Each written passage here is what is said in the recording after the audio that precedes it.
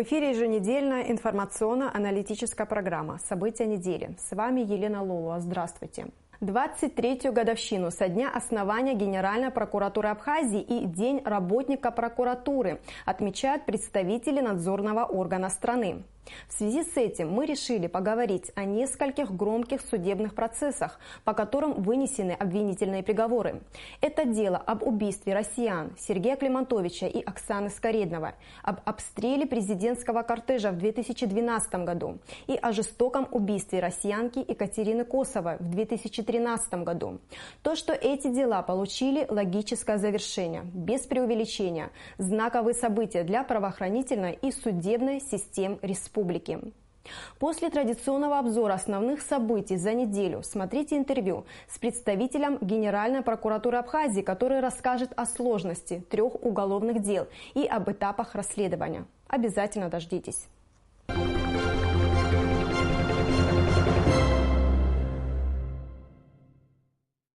Спикером парламента 6-го созыва избран депутат Валерий Кварчия. На первом заседании сессии парламента 6-го созыва за него проголосовало 20 депутатов, против 10. За Батала Тапагу, а также выдвинутого на эту должность отдали голоса 10 парламентариев, против 20. 4 бюллетена были недействительны. Вице-спикерами избраны Саид Харазия, Михаил Сангулия и Левон Галустян. На совещании в администрации президента руководители силовых ведомств доложили главе государства о ходе расследования нападения на пожилых супругов и убийства одного из них в районе Маяка, а также двойного убийства в Галском районе. По преступлению в районе Маяка дело возбуждено, доложили президенту Раулю Хаджимба. По убийству в Галском районе принимаются меры по розыску и задержанию подозреваемого. Глава государства также поручил руководству МВД взять под контроль вопросы кадровой работы в министерстве и не допускать необоснованного досрочного присвоения воинских званий. Президент отметил, что решения о структурных изменениях в министерстве должны согласовываться с кабинетом министров.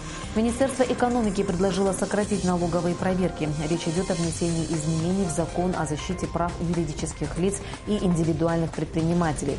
Также обсуждается идея создания межведомственной комиссии, которая не чаще 1 раза в год будет проводить проверки. О необходимости создания комитета по вопросам ветеранов Отечественной войны народа Абхазии и принятия закона о ветеранах говорилось на встрече участников войны с депутатами парламента. Встреча прошла по инициативе Республиканской ассоциации ветеранов войны Абхазии в Кабырце в Гагре. Депутаты Народного собрания заверили присутствующих в том, что вопрос о ветеранах будет вынесен на обсуждение в парламент. Министры образования и науки Абхазии и России Адгур Какуба и Ольга Васильева обсудили вопросы развития образовательной системы Абхазии и взаимного сотрудничества. Встреча прошла в рамках Московского международного салона образования. В скором времени будет подписан проект соглашения о взаимном признании образовательных документов, сказала Ольга Васильева. Достигнута договоренность активизировать работу, которая повысит качество проведения экзаменов для поступления в вузы России. Также будет обновлен перечень предоставляемых квот с учетом потребностей рынка труда Абхазии. Акция «Неделя ранней диагностики рака» стартует с 18 по 21 апреля в Сухуме. Акция пройдет на базе онкологического центра республики. Обследование будут вести ведущие специалисты международного уровня. Акцию проводит Евразийский противораковый фонд совместно с Евразийской федерацией онкологии и Национальным онкологическим центром Республики Абхазия при поддержке Министерства здравоохранения. 35 миллионов рублей собрал за 5 лет культурно-благотворительный фонд Ашана и оплатил 186 курсов лечения 105 детей. Об этом сообщила директор фонда Вера Колосова в среду 12 апреля на ежегодном отчетном собрании фонда в Сухуме. В 2016 году благодаря пожертвованиям граждан на лечение больных детей фонд собрал 6 миллионов рублей и оплатил 33 курса лечения 23 детей. 2 громкие премьеры за неделю. Одна в Русдрамтеатре, другая на сцене Абхазского драматического театра прошли с успехом в Сухуме. Драму о любви «5 вечеров» в 2 действиях поставил в Русдраме эстонский режиссер Антон Киселюс. Великолепная игра актеров, а также декорации, свет и музыкальное сопровождение погружали зрителя в атмосферу 50-х годов прошлого века. Абхазский театр представил публике спектакль Мадины Аргун «Дом Бернарды Альбы» по пьесе Гарсиа Лорки. Это драма о судьбе испанских женщин, обреченных всю свою жизнь проводить в 4 стенах родного дома. В основу пьесы из 3 актов положены действительные события, которые автор стремился воспроизвести с документальной точностью.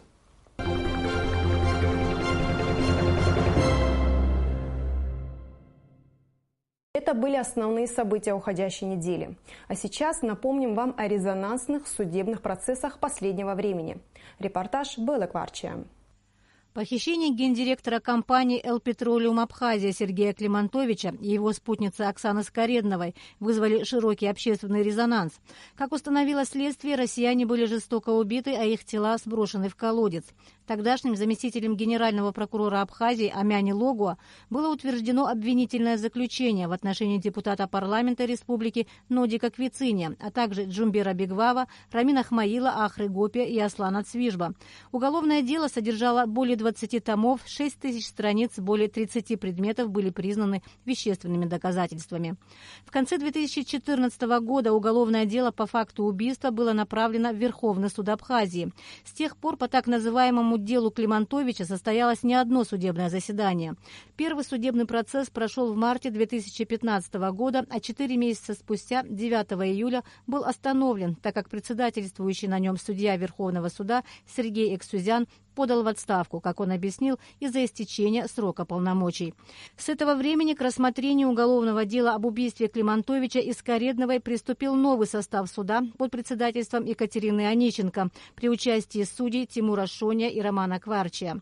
После ряда судебных заседаний, вынужденных пауз, Верховный суд вынес приговор 28 октября 2016 года.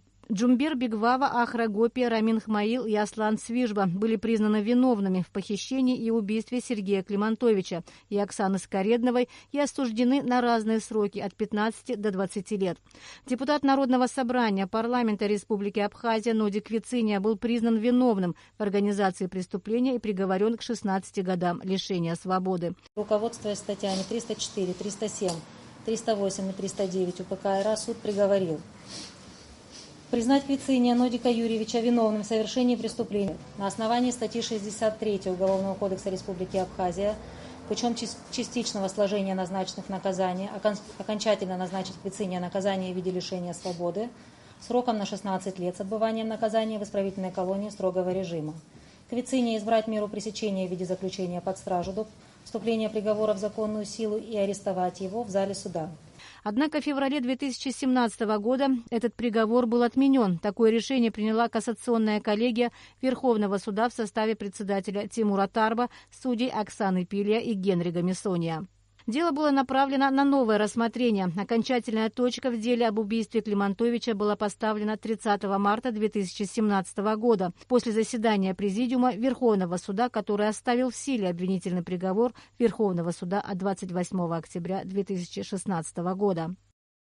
Судом первой инстанции установлено, что после того, как Климантович отказался выплатить требуемую сумму денег, Квициния вступил в преступный сговор с Бигвава, Ахмаил, Цвижба, Гопия, которым поручил за вознаграждение совершить убийство Климантовича и Скоредновой.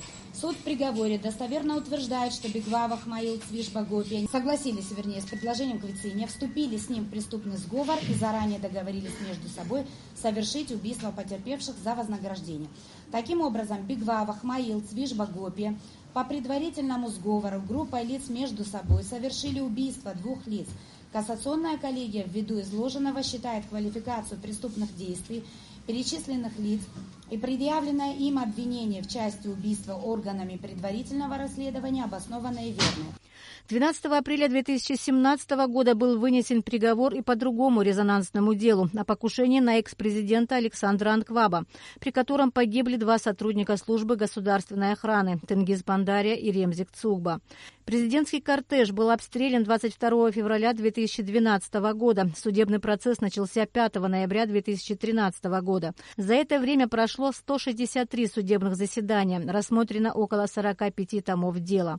Суд длился до марта 2016 года, после чего в течение года процесс неоднократно срывался по разным причинам.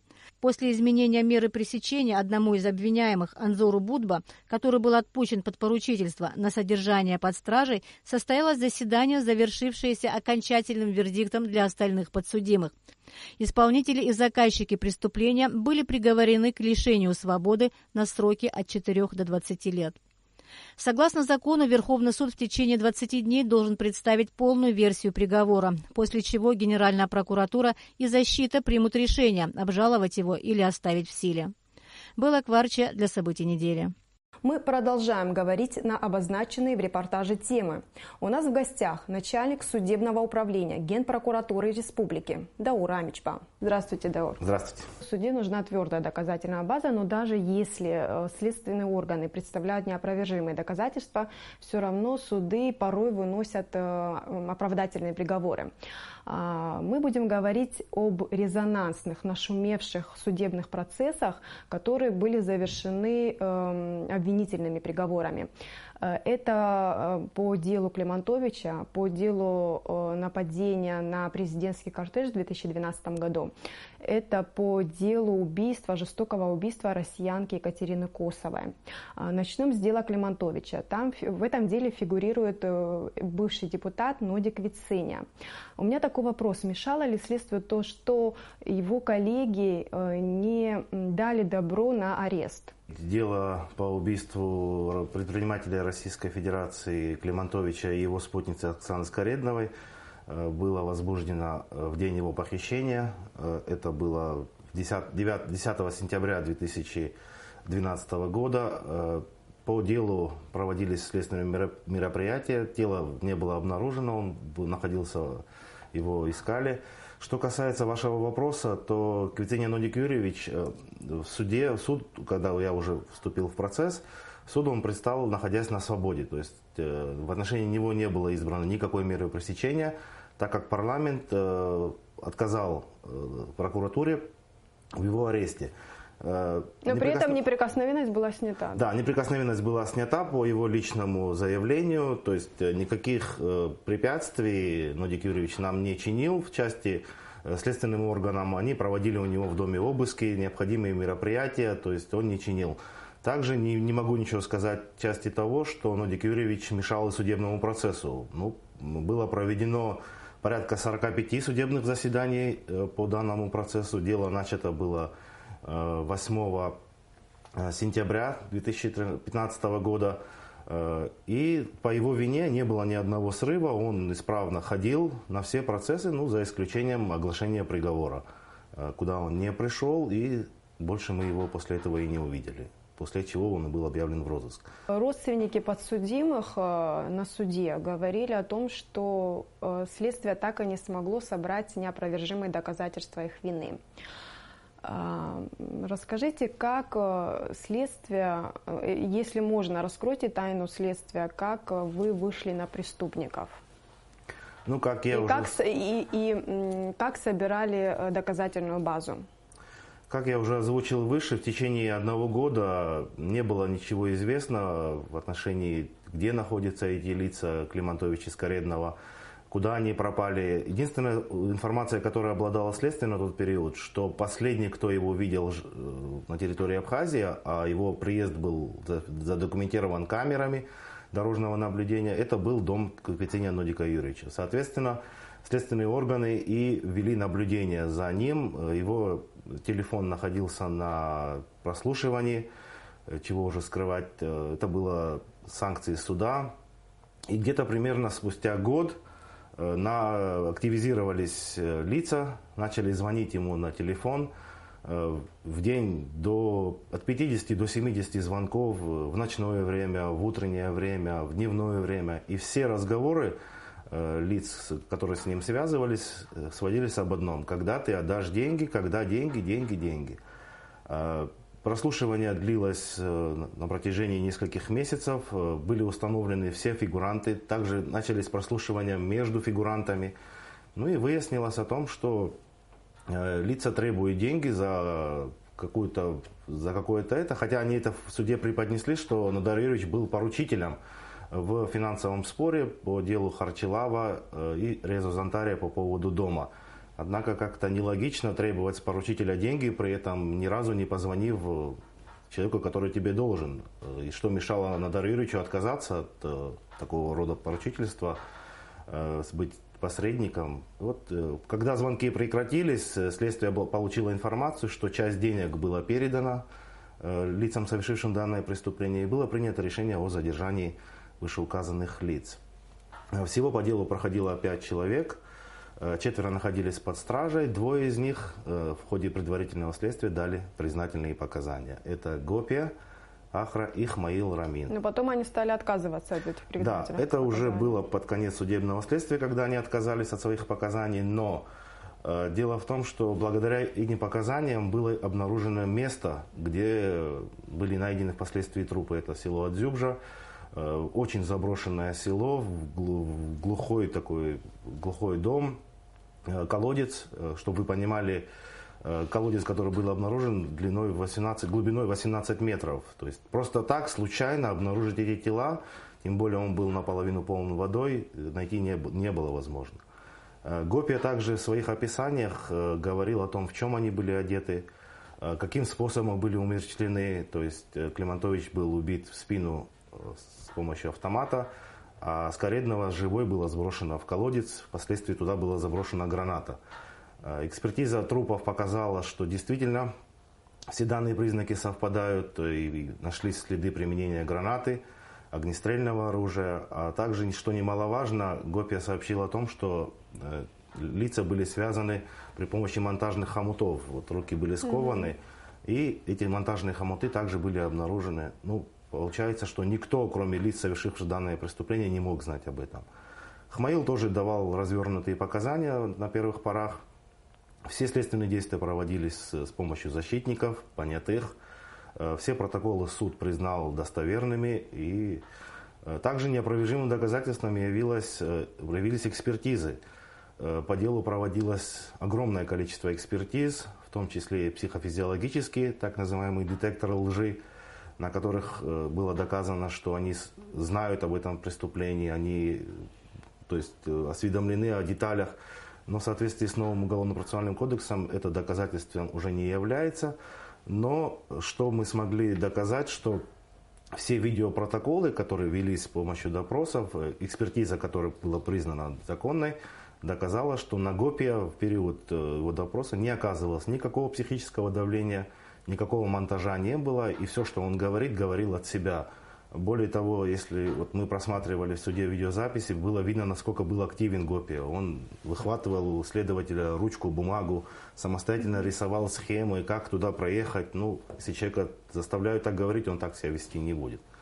И это и многое другое, прослушивание переговоров. То есть на этом строилась ваша доказательная база и на вещдоках, да? О вещдоках тоже расскажите. Вещдоки были обнаружены в местах проживания и огнестрельное оружие. Это уже отдельная квалификация была, это оружие не применялось при похищении и убийстве последующем. Это явилось дополнительным стимулом для того, чтобы этих лиц привлечь к ответственности. На суде, естественно, никто из них не признался. У нас, к сожалению, такая практика. После консультации с адвокатами они перестают признавать свою вину. Но никогда еще от этого дела не страдало, того, что они не признают вину. И состоялся обвинительный приговор. Было ли для гособвинения неожиданным решение кассационной коллегии об отмене приговора Верховного суда от ноября, или от октября 2016 года? Это дело отправлено на новое судебное рассмотрение. Мы знаем о том, что вы представили надзорное представление в Президиум Верховного суда. Президиум Верховного суда оставил в силе приговор. Какие были аргументы у кассационной коллегии о том, чтобы выносить такое решение, принимать такое решение? Я понял ваш вопрос. Сказать, что мы готовились к такому решению, нет, это будет ложь. Для нас это было полной неожиданностью. Мы были в полной мере уверены, что приговор составленный в четком соответствии с Уголовно-процессуальным кодексом, с исследованием всех доказательств, со ссылкой на нормы статьи, никогда не должен быть отменен по каким-то формальным основаниям, по каким-то при наличии запятых каких-то неправильно расставленных. Нужно уважать труд своих коллег и будущих, и свой труд. Решение было основано на том, что сами подсудимые, которые обжаловали этот приговор, осужденные, они говорили о том, что они не причастны к этому преступлению. Никоим образом все это сфальсифицировано, выбито при помощи насилия и тому подобное. Однако они говорили лишь о том, что они не причастны. Кассационная коллегия же, вопреки воле осужденных, она усмотрела в приговоре наличие существенных противоречий в части квалификации. и начала говорить о том, как необходимо квалифицировать их действия при новом рассмотрении, что нужно сделать, что упущено. В том числе при этом по логике кассационной коллегии получалось, что необходимо ухудшить их положение. То есть более того, что было вменено и то, что было исключено, необходимо было какие-то моменты оставить. Это является грубым нарушением Уголовно-процессуального кодекса. Кассационная коллегия не вправе выходить за пределы тех требований, которые просит осужденный. И более того, говорилось о нарушении статьи 405, это предъявление обвинения спецсубъекту. Однако судом все эти моменты, первым судом были все эти устранены, и обвинительный приговор, с которым согласился Президиум Верховного суда, вступил наконец-таки в законную силу, и в настоящее время осужденные все отбывают наказание в местах лишения свободы. Да, мы видели, какая реакция была у подсудимых и у близких родственников, которые присутствовали в зале суда в тот день. То, что видели зрители и жители Республики Абхазия на видео, которое было выложено в интернет, это лишь один кусок из того, что происходило на протяжении 13 месяцев судебного процесса. Подсудимые на всех процессах вели себя агрессивно, высказывали свои недовольства, в том числе и родственники. Ну, родственники на то и родственники, это их сыновья, братья, есть какие-то соответствующие эмоции. Суд реагировал на эти нарушения, нарушители удалялись из зала суда, делались им предупреждения. Ну, у нас такой менталитет, видимо, чтобы не верить своим, а не верить очевидным фактам. Расскажите вот о том, как проходила проверка показаний. После того, как Гопия дал признательные показания, в тот же день с участием защитника оперативная группа выехала на место. Согласно требованиям Уголовно-процессуального кодекса, впереди всех идет осужденный, подозреваемый на тот период. Он и указывает путь, куда пройти. Гопия, на видео мы видели, как он указал место, показал тропинку, как они туда проехали, описал место, где было совершено им убийство Климантовича и куда был впоследствии сброшен труп. По окончанию этого мероприятия при помощи технических средств МЧС тела были извлечены из этого колодца в тот же день. Еще известно, что они держали Скориднову и Климантовича на маяке какое-то время в доме. Ну, к моменту преступления было совершено в 2012 году, задержанные были спустя год. В конечном итоге следствие не смогло найти точное местонахождение этого дома. Был найден пустырь с уничтоженными фрагментами строительного мусора. И на этой территории, на которой ранее указывали осужденные, никаких домостроений не было. Вот, когда мы приехали уже, но у преступников было больше года для того, чтобы скрыть следы. Также пропала автомашина Сергея Петровича, джип Lexus. Соответственно, не было найдено оружие, с которого он применялось. Но у преступников был большой запас времени, чтобы подстраховать себя. Люди не глупые, с высшим образованием многие из них. И, соответственно, ничего им не мешало, так как они не были в поле зрения следствия на тот период. Бывший депутат Абхазского парламента Абхазии Нодик Вицения получил 16 лет колонии строгого режима. Остальные фигуранты дела, я зачитаю, чтобы не ошибиться: Аслан Цвижба, Джумбер Бегвава, Ахра Гопия, Рамин Хмаил получили 20, 15, 14 и 13 лет лишения свободы соответственно. Гособвинение довольно приговором и сроками? Ну, мы просили значительно больше. Моя позиция была ориентирована на максимальные сроки лишения свободы. Это какой срок? Максимальный срок по делу, например, Цвижба, так как он ранее судим, и у него была отсрочка по исполнению приговора по разбою, мы просили в отношении него 20 лет. В отношении остальных фигурантов от 20 лет, 25 лет Цвижба, вернее, а в отношении остальных от 17 до 20 лет. Ну, разрыв не настолько большой, чтобы говорить, потому что тоже сроки не маленькие, 13-14 лет, это кажется, что мало. Достаточно посидеть несколько дней, чтобы понять, насколько это сложно. Но у нас год за два идет. Нет, в данном случае лица, осужденные по особо тяжким преступлениям, где предусматривается смертная казнь, лица отбывают наказание. Если им назначат, предположим, 7 лет, необходимо отсидеть 6 лет, то есть 6 к 7. То есть если дадут им 12 лет, 14 лет, соответственно, то нужно отбыть 12 лет. То есть достаточно длительный срок, здесь не 1 к 2, это особо тяжкие преступления. предусматривающий смертную казнь. Это судебное решение уже не может быть пересмотрено, поскольку Президиум Верховного суда – это высшая инстанция. По делу о нападении на президентский кортеж 2012 года тоже вынесен обвинительный приговор, но оно, насколько я еще понимаю, может быть обжаловано, да, еще есть? Да, 11 апреля этого месяца, несколько дней назад, была оглашена резолютивная и вводная части данного приговора. В настоящее время ни мы, ни защита не знаем мотивировки этого приговора, какие основания были положены в обвинительный, что было положено в основании оправдательных приговоров. Поэтому говорить о том, мы знаем лишь итог. Полная версия будет готова в течение 20 дней, по результатам которой мы узнаем, к чему пришел суд, какие мотивы, какие основания он применил для квалификации действий. Но в целом Генеральная прокуратура довольна приговором.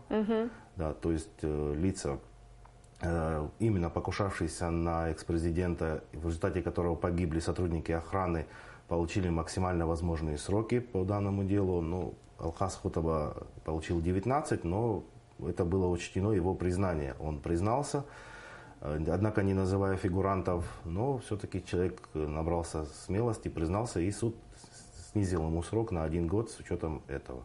Давайте напомним зрителям, как проходили следственные мероприятия, как следствие вышло на преступников и как собирало доказательную базу. Дело было возбуждено 22 февраля 2012 года в результате последнего 6-го покушения на экс-президента Республики Абхазия Анкваб, где погибли сотрудники ЦУГБа и Пандария. Выездом на оперативные группы на место были обнаружены большое количество вещественных доказательств. Лица, совершившие это преступление, все побросали на месте: и оружие, и предметы, и аккумуляторы, которые использовались при подрыве фугаса. По исследованию этих доказательств, в результате исследования были обнаружены вещественные доказательства, окурки сигарет, то есть биологические следы. На изолентах провода были обнаружены биологические следы преступников. Кроме того, при помощи технических средств была установлена геопозиция телефонов, которые использовались в этом месте. Это место довольно-таки глухое. Мы там были, и нету рядом домов таких, чтобы можно было сказать, что люди там живут, и сеть покрывает этот участок. Они использовали свои номера, не скрывая, на себя оформленные. И по результатам всех этих выше мероприятий спустя несколько месяцев и были задержаны ряд фигурантов. В результате задержания один из них попытался покончить жизнь самоубийством, это Сакания, путем перереза себе шеи ножом. А второй фигурант смог довести свой умысел и покончил жизнь самоубийством, это Чачел Мазбей Иванович. Обстрел был совершен в феврале 2012 года. Судебный процесс начался спустя год. Вообще, чуть больше, 1,5 года прошло. Приговор вынесен на этой неделе. Почему так долго шел этот процесс, как некоторые мои коллеги назвали этот процесс процессом века? Мы уже давали такую информацию. Хотел бы напомнить зрителям о том, что в результате расследования этого уголовного дела было направлено 45 томов уголовного дела, что примерно более 23 тысяч листов доказательств. В качестве вещественных доказательств, которые не помещались просто физически даже в одном кабинете, это около 2 газелей, огнестрельного оружия, ракетных установок, пусковых, гранатометов и так далее. Дело было возбуждено не только по одному преступлению. В результате обвинительного заключения вскрылись многие эпизоды, в том числе незаконных хранений оружия, массовых хранений оружия, 2 покушений на главу администрации города Пицунда Беслана Ардзенба. Были объединены уголовные дела по факту покушения, имевшего место 9 июля 2007 года. Это выстрел из гранатомета из моста в экс-премьер-министра Республики Абхазия на тот период. Было несколько еще приготовлений к покушению, которые дали подсудимые свои признательные показания, что они готовились. Вот такой огромный объем работы, и в течение 1,5 лет следствие шло, соответственно, и суд проводил судебное следствие так долго. Но я бы не сказал, что потребовалось бы 3,5 года, чтобы это дело раскрыть. Дело в том, что на протяжении последнего года судебные процессы не проводились. Прения сторон, где выступало государственное обвинение, закончилось в марте 2016 года, ровно год тому назад. С этого дня процессы все срывались. А с чем связаны срывы? Ну, срывы связаны были с тем, что один из осужденных, находясь в местах лишения свободы, проглотил какие-то предметы, ложки, вилки, ему потребовалась хирургическая операция. Много процессов было сорвано в связи с тем, что один из осужденных, который был отпущен под личное поручительство, не являлся на процессы, а его явка являлась обязательной. Анзор Будба. Анзор Будба, да. Он срывал нам неоднократно процессы, откладывались процессы. И только в марте 2017 года государственное обвинение попросило изменить ему меру пресечения на содержание под стражей, и судом это было удовлетворено. 20 марта мера пресечения была изменена, а 7 апреля кассационная коллегия утвердила это определение и сказала, что оно было вынесено законно, оставив жалобы осужденных адвокатов без удовлетворения.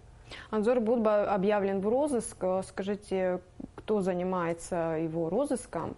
И вы отслеживаете, как идет эта процедура? Да, после того, как кассационная коллегия утвердила данное постановление, мы направили все материалы в Министерство внутренних дел, которое поручено заниматься его розыском. Я думаю, что на следующей неделе по результатам изучения этих определений и постановлений пресс-служба МВД выдаст информацию о том, что лицо объявлено в розыск.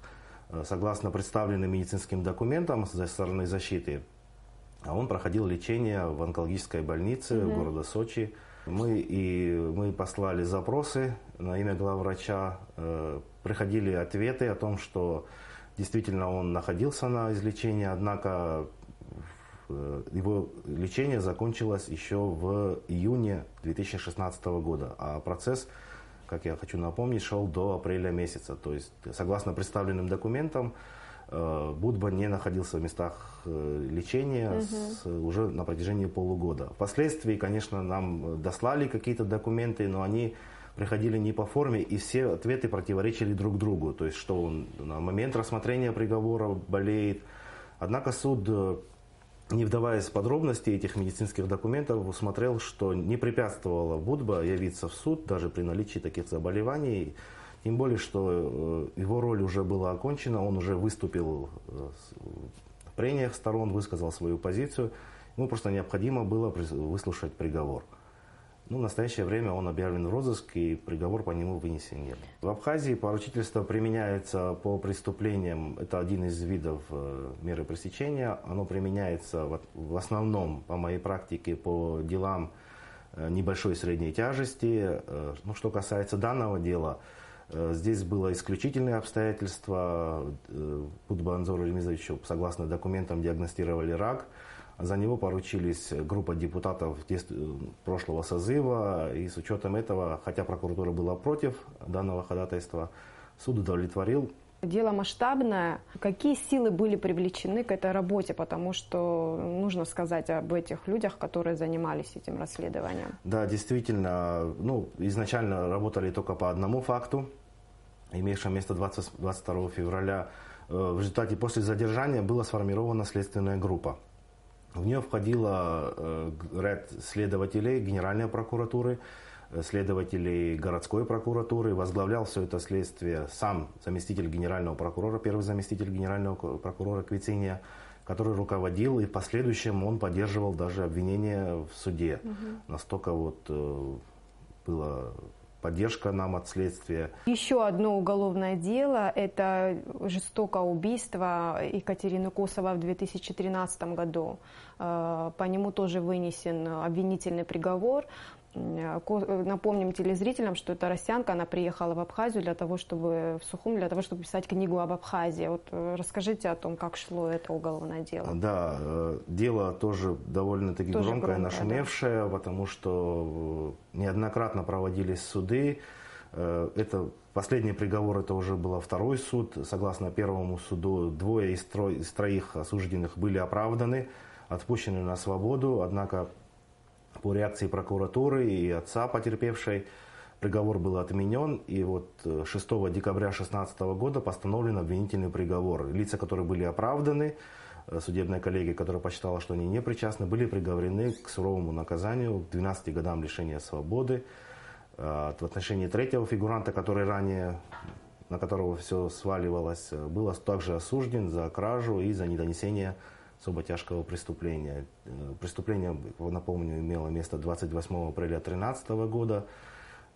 Сожитель Косовой Адлиб Астамур в присутствии своих друзей жестоко избил и зарезал еще живой женщину только на основании того, что имел какие-то к ней обиды, претензии, на фоне того, что она оскорбляла его родственников, и вот на почве мести они так жестоко расправились с ней. Да. Гособвинение довольно приговором, да? Да, гособвинение довольно приговором, однако защита обжаловала этот приговор, и вот буквально на прошлой неделе кассационная инстанция постановила, что приговор вынесен законно, и приговор вступил в законную силу. Все, как бы поставлена точка в этом еще одном приговоре. Мы надеемся, что до конца мая будет постановлен еще один обвинительный приговор по очень нашумевшему делу по факту убийства несовершеннолетней девочки Сурминилевич Джанилян, и по которой обвиняется ее родной отец и еще один ранее осужденный гражданин Российской Федерации Буряк. Дело также идет к концу, остались лишь допросы подсудимых. Мы надеемся, что будет, пока говорить рано об обвинительном приговоре, но мы будем настаивать на самом строгом наказании в отношении лиц, совершивших данное жестокое преступление в отношении несовершеннолетних. Скажите, при расследовании вот таких сложных дел вы прибегаете к помощи российских коллег? Да, к сожалению, на территории Республики Абхазия отсутствуют институты по проведению многих сложных экспертиз. Это молекулярно-генетические экспертизы и вот иные, связанные с биологическими следами. К сожалению, на территории Абхазии их провести невозможно. Заключены ряд договоров, по результатам которых мы вправе направлять биологические материалы, собранные с места осмотра, на территорию Российской Федерации. Очень большую помощь они нам оказывают. Экспертизы не дешевые, да, к сожалению, длятся очень долго. В том числе, пока не запретила Уголовно-процессуальный кодекс, проводилась и психофизиологические экспертизы, это детекторы лжи, они ложились в основу обвинения. Но неоценимый труд, конечно, оказывают нам россияне в части проведения этих экспертиз. А так мы стараемся работать своими силами по мере возможности. Сегодня День работников прокуратуры. Мы бы хотели поздравить вас и всех работников прокуратуры с праздником и пожелать успехов в вашей важной работе. Спасибо большое. Я также присоединяюсь и хочу воспользоваться моментом, поздравить всех своих коллег с праздником, пожелать им удачи, успехов в нелегком нашем труде. Вся наша цель направлена на то, чтобы была стабильность в нашем государстве и преступность была искоренена как корень зла. Спасибо большое. До свидания. Спасибо вам. До свидания. Уважаемые телезрители, а я напоминаю, у нас в гостях был начальник судебного управления Генпрокуратуры Республики Даура Мичпа. Мы говорили об этапах расследования уголовных дел по жестокому двойному убийству россиян Климантовича и Скоредновой, по покушению на экс-президента Александра Анкваба и убийству двух сотрудников ГСО Тенгиза Пандаря и Ремзика Цугба, а также убийству гражданки России Екатерины Косовой. Мы продолжаем выпуск.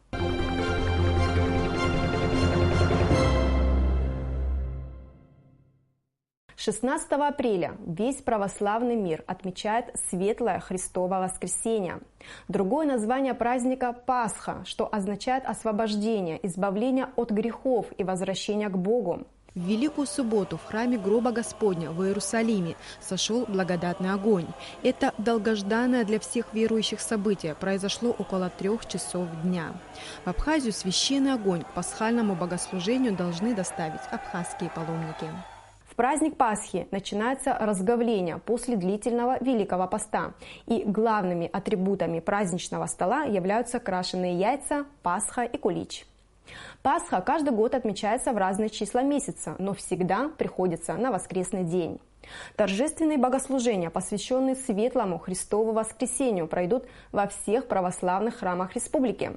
Празднование Пасхи будет длиться всю следующую неделю. В канун праздника президент Абхазии Рауль Хаджимба поздравил православных христиан и всех граждан Абхазии, отмечающих Пасху.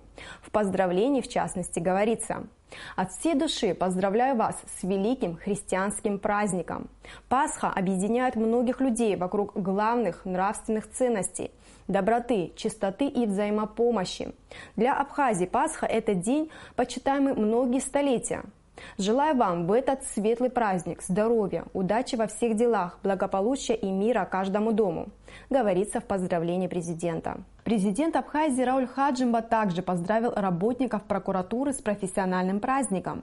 В поздравлении, в частности, говорится: «Прокуратура – это важнейший орган, который уполномочен осуществлять деятельность по защите прав и свобод человека.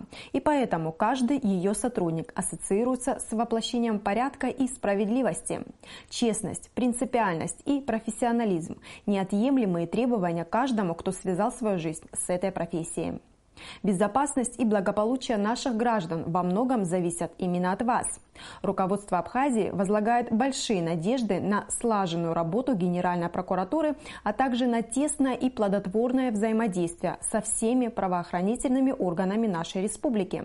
Уверен, что и в дальнейшем вы будете с честью выполнять поставленные перед вами задачи, защищать интересы государства и лично каждого гражданина нашей страны», говорится в поздравлении президента. Это все на сегодня. Я с вами прощаюсь. Всего вам доброго. До свидания.